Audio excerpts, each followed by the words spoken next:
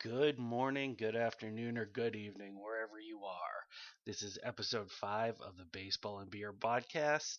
My name is Brendan Bowes, and I am your host for this wondrous journey through two of America's greatest creations. Well, one of their greatest creations, and the other one uh, is one that they innovated baseball and beer. Hope everyone had a wonderful week, especially those who live in the Northeast like myself. Hopefully, we were able to get through that little cold streak that we had. As of right now, the sun is out and it seems to be getting warmer. Hopefully, the trend continues like that as we are getting closer to summer, which is the season everyone loves. If you want to get in touch with me, the three simplest ways are as follows. You can go to my website, baseballandbeerpodcast.blogspot.com. Again, that's baseballandbeerpodcast.blogspot.com. That's where I put up all my podcasts. If you go there, you can find previous weeks. Have any questions, certainly get to me there. Also, I have email because I am in the 21st century. I can be reached baseballbeerpodcast@gmail.com. Baseballbeerpodcast@gmail.com. Lastly, if you have Twitter, I am at baseballbeerpod. At baseballbeerpod. So, last couple of podcasts, I was talking about the TV show Arrow and how I finished that series. This past week, I've started The Flash. Didn't think I would, but there's a lot of crossover since they're in the same universe. There's both both put out by CW, so there's a lot of crossover. Flash is still pretty good. It's not as good as Arrow, but it's entertaining. It's a bit more cartoony. The villains actually have superpowers rather than just crazy psychotic people. Like I mentioned, there's a lot of crossover. Already had a couple of episodes where the cast of Arrow show up, so it's very interesting, a lot of fun. Looking forward to finishing that season up, seeing where it goes. So what I did this week was pretty interesting. Yesterday, I was actually invited to a beer club here in the town that I live in through one of the restaurants that I visit regularly rather. I was talking with one of the big beer guys there, and he apparently appreciated my knowledge and invited me later on that day to join the beer club there. The way he explained it and the way it works is that every month they bring in a representative from a brewery somewhere around the country to come in with some samples and basically introduce the club to their beer. And apparently, the month before was Clown Shoes, the local beer, the local brewery rather. Kind of sad I missed that, but this month, they brought in Boulevard Brewery. I wasn't too familiar with them either. They're located out of Kansas City. Came all the way here, all the way to Massachusetts from Kansas City. But I guess that's kind of expected when you have a sales team for your brewery. As you expect, or as one can expect rather, the sampling went from the lightest type of beer that they have to the darkest. The first beer that we sampled was a hoppy wheat beer, which they called the 80 Acre Hoppy Wheat Beer. That's its name, 80 Acre Hoppy Wheat Beer. Pretty much exactly as advertised. If anything, it reminded me of Eureka from Treehouse. I talked about that last week, the week before.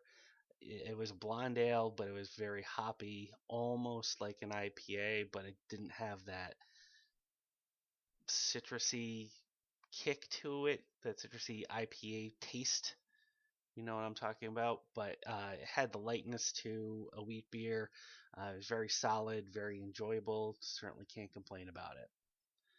The second beer was their IPA, which is called The Calling. As everyone knows who's a regular listener, I'm not the biggest IPA fan. Uh, as this show has gone on, I've come to appreciate them more as I've been drinking more of them, but I'm still not their biggest fan. But that said, The Calling was a very solid IPA. So much so that if it wasn't a tasting, I probably would have gotten a full glass of it. And there were other beers to be had.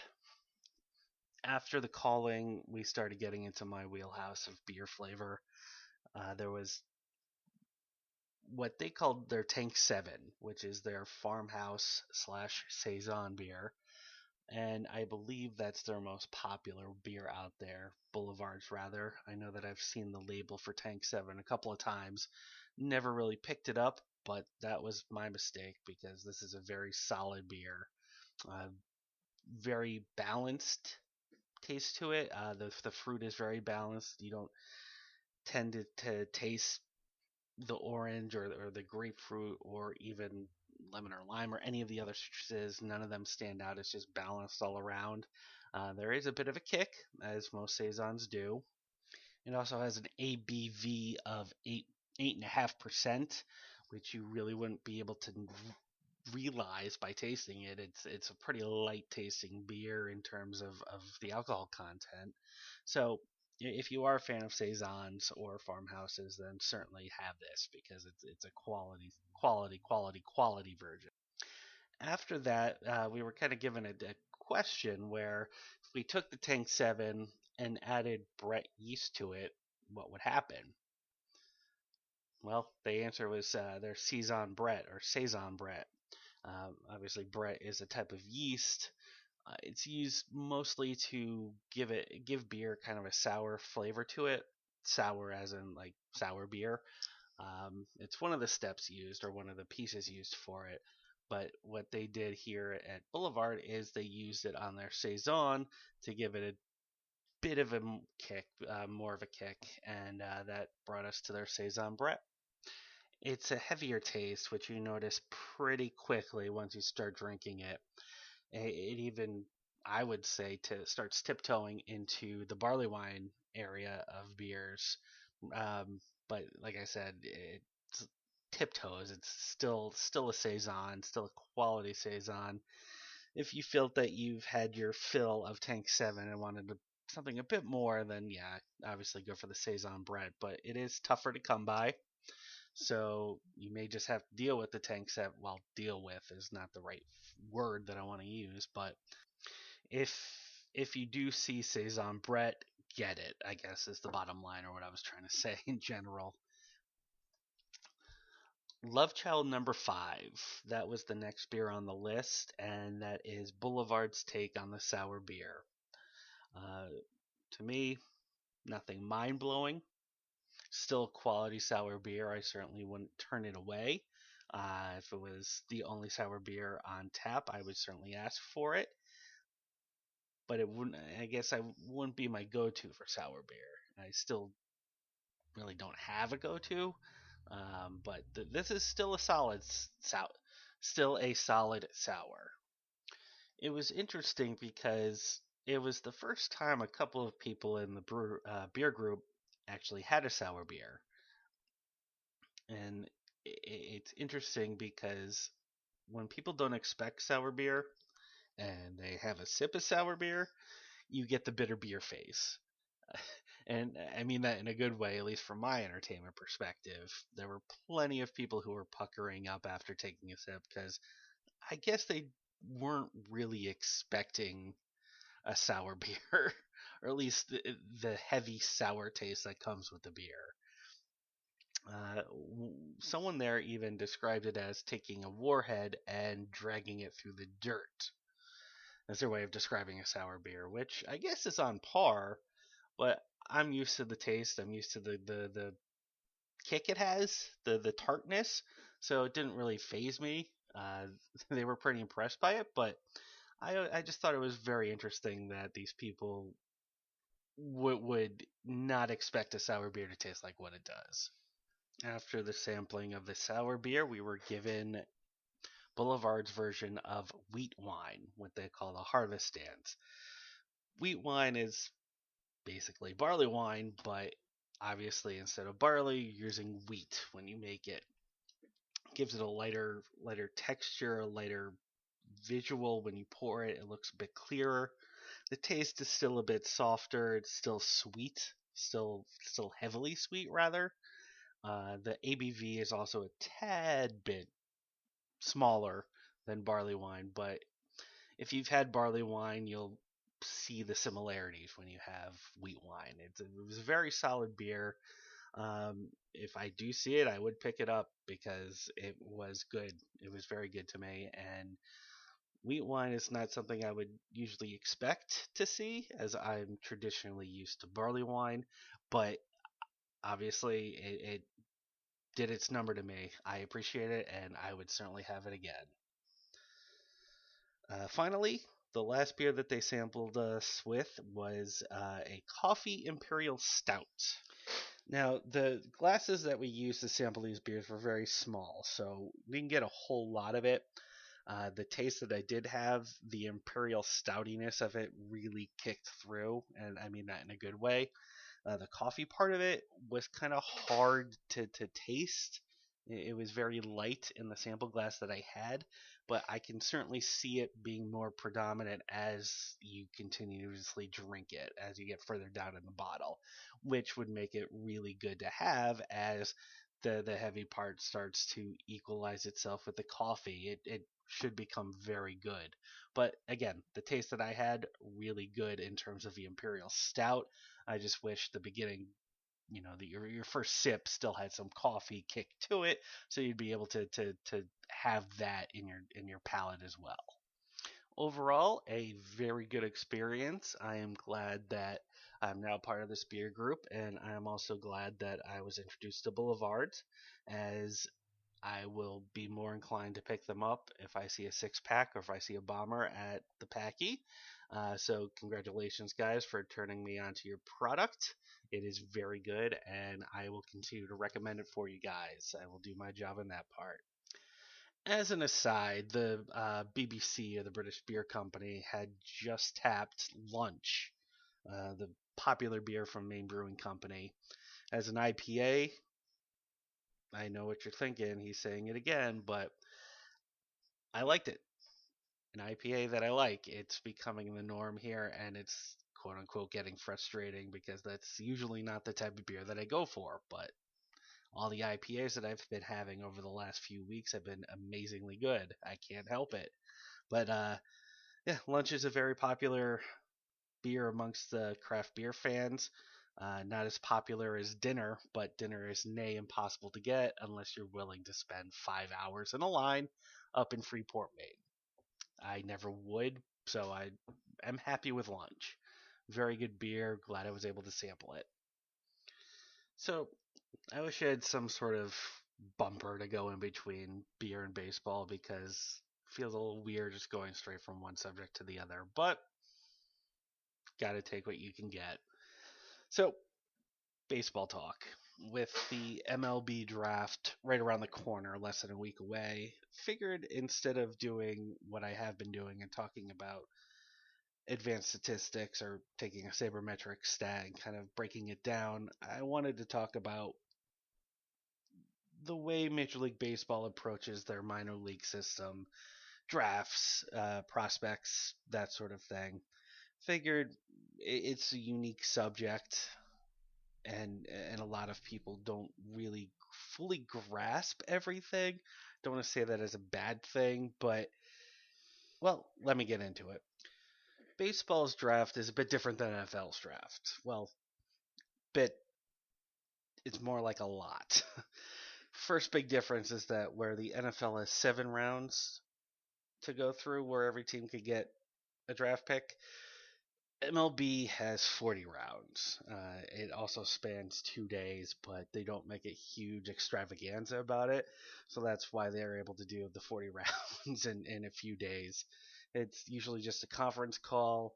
You're not given a whole lot of time, at least after the first couple of rounds, and it goes pretty quickly. But still, that's 40 rounds plus the compensatory picks. So you're at best talking about 45 rounds of people getting picked. So there's a lot of baseball players that are getting picked by major league teams. So without getting into the semantics of team control, player options, or arbitration, that sort of thing, basically when you get picked and you sign with the major league team for a minor league contract, you are with them for a period of time. In that period of time, they are going to assign you to a minor league team based on your age and what they've scouted in terms of your experience. From there, they work with you in order to hopefully reach your full potential, or to, at worst, close up a few holes that you have in your game so that at one point you can make it to the major leagues. That brings us to our favorite word, prospects. Now, I want to break it down like this.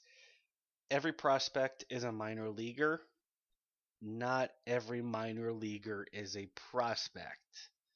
It gets for me, it gets frustrating to read how people talk about prospects like it's every minor league player ever, but that's not the case.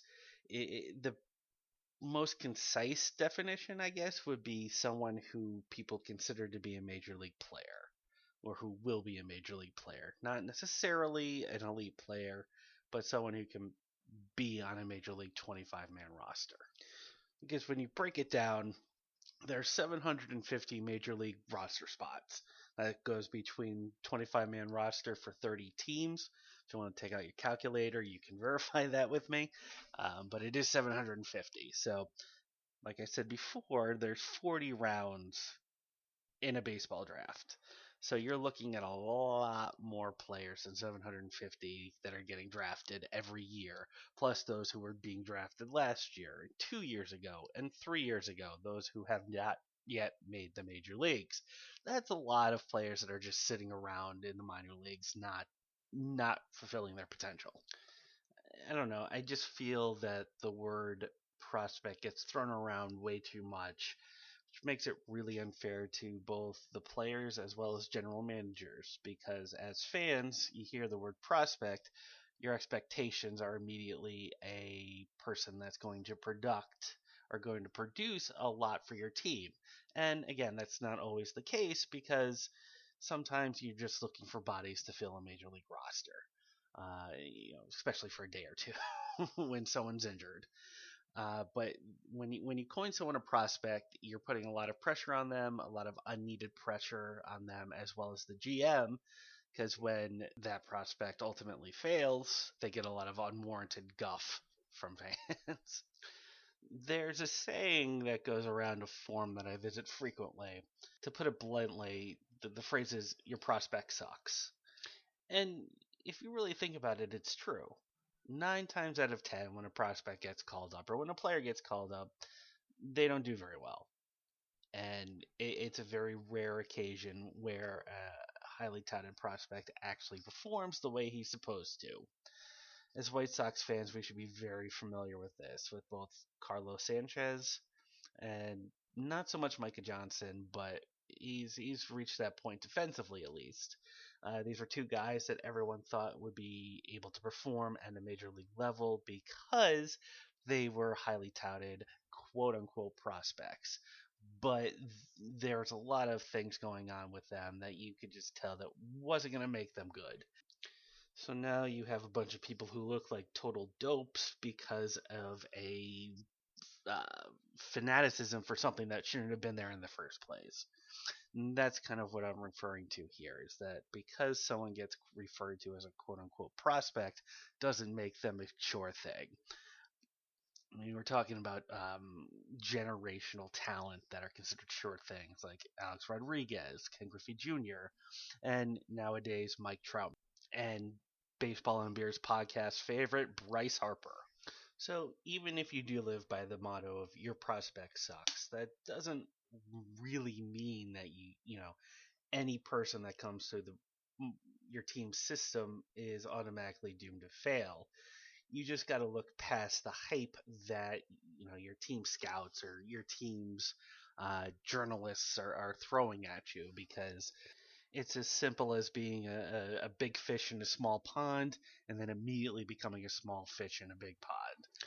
Success in the minors does not equal success in the majors. I guess that's really the bottom line that I'm saying. So be wary when you hear prospects, quote unquote, or when you hear a player being called a prospect that you haven't really heard before, or when a team is trying to weigh their trade value and contemplating giving up one of your solid veterans for prospects, you gotta believe that those prospects are lower class, or what should be called lotto tickets. Briefly, lotto tickets are players that at best will be your 25th man. They might perform, but the window is very small. The crack for them to crawl through and become a top performer is very thin, but there's that chance, and that's a lotto ticket. So you're kind of dealing with like the top 10% of minor leaguers as prospects, and then the following like 25-30% are considered lotto tickets, and everyone else are just total failures who probably will never see a major league pitch in their life. But them's the breaks when you're trying to become a major league baseball player. And that about wraps it up for episode number 5 of the Baseball and Beer podcast. I am Brendan Bowes, and should you ever want to reach out to me for whatever reason, or if you want to find the place where all previous podcasts are held, you can go visit baseballbeerpodcast.blogspot.com. If you would like to email me questions or have stories that you want to chat with, you can email me at baseballbeerpodcast@gmail.com, baseballbeerpodcast@gmail.com, or if you prefer just having a 140 character limit when talking with me, I can be found on Twitter at baseballbeerpod. Again, at Baseball Beer Pod. You can certainly follow me or reach out to me any of those 3 ways. I appreciate you listening to me. I should be on iTunes. I believe I am. Please subscribe there. Write a review if you could. Or spread the word however else you want to. But again, I appreciate everyone listening to me, and I will be back next week with more baseball and beer talk. Goodbye.